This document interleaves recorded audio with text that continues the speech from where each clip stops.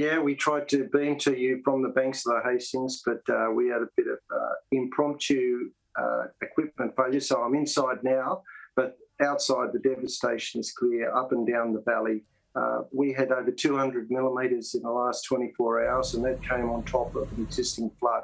So you can imagine we've seen a second peak in the river, and there is weather that suggests we may get another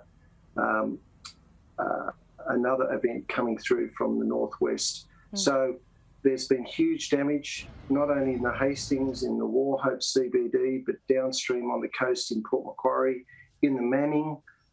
There's been record levels of flooding into low-lying areas around Cundall Town and Manning Point, also down into the Great Lakes area. It's pretty much universal, and we have got a huge recovery in front of us.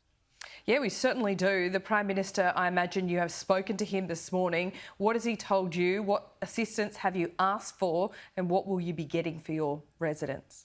Well, the Commonwealth and the ADF stand ready to help. We've announced funding through the declaration process for one-off grants, $1,000 for adults, $400 for children. Disaster recovery funding arrangements are in place.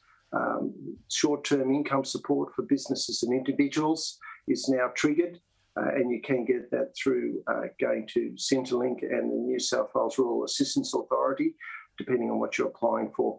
But the Defence Forces are primed and ready to help.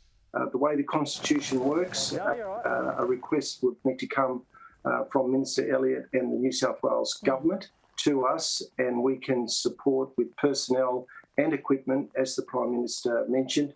But there have been a couple of helicopter asset, individual ones that have been called on by SES to help already with evacuating people. But the scale and width of this flooding event is really challenging the ability of all the amazing volunteers. Yeah. My advice to Mr Elliott is don't be proud.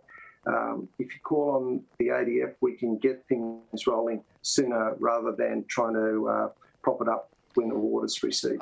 Okay, well, what is the story with the ADF? Because it was my understanding that David Elliott was having those conversations under the Constitution. Essentially, the state needs to request the ADF before they can be sent in.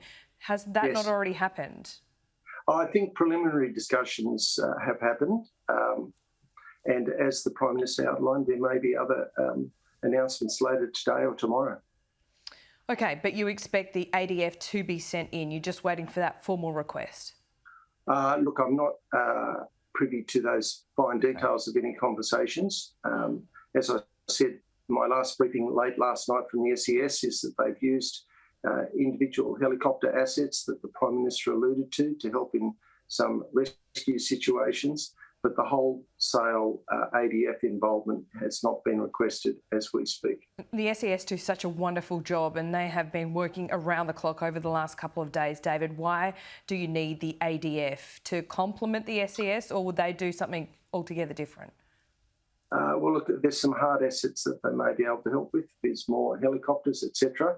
But the clean-up, it's actually going to be a massive clean-up when those waters recede at the end of the week. Okay. And to mobilise things, it will be better that it happens early rather than late. That's my assessment. Okay. Seeing what, the machinery of government is primed and ready to go. They've just got to be invited formally by the New South Wales Government. Okay, well, we'll see if that has happened. Yeah, we'll see if that has happened, David. Your constituents, it is devastating to see these pictures because over the last 12 months, they have been hit with a triple whammy. We saw bushfires, we saw COVID, and now we're seeing these floods. There is a lot of worried people out there who are really stressed because if you're in one of the isolation centres, say down at Laurelton, you may not have been able to get back into your property yet, and you don't know what you're going to find. We've got individual stories in the local area, just within kilometre radius of me at Gordon Island area. We had 12 people rescued by the Wauchope Bonny Hill Surf Club people, and it has been a loss of stock, fences, houses, wholesale houses floating away, cars. One fellow was submerged and drowned and resuscitated and is in hospital nearby.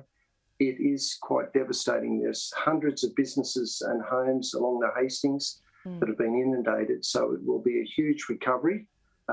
It's going to be a team effort. We will get through it. We've been through it before. But on the back of the bushfires 18 months ago for us, it is another major stressor. There'll be a lot of worried people who'll have a lot of concerns for many months to come.